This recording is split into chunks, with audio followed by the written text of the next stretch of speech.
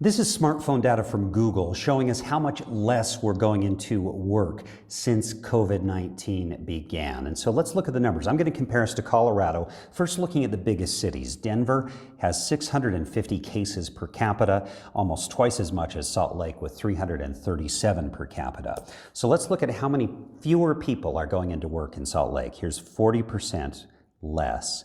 And as you go down, you can see that Salt Lakers went to work a whole lot less. Each of these troughs, that's the middle of the week, and these dips are weekends, and that's because the people who tend to go to work on the weekends are still working. They're the emergency workers, they're the grocery store workers, the essential workers, and so there's not as much of a change on weekend work as there is on weekdays.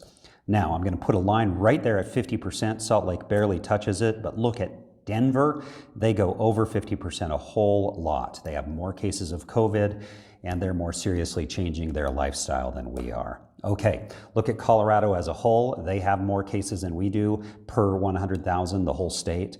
Utah has 230 compared to Colorado's 381. Utah, really similar to Salt Lake. The numbers don't change that much statewide. See, there's 40% and we dip, so we get close to that 50% line. Just once we might touch it, but not really there, as you can see. And look at this. As we go into May, open to orange and yellow, you can see that a few more people are going into work.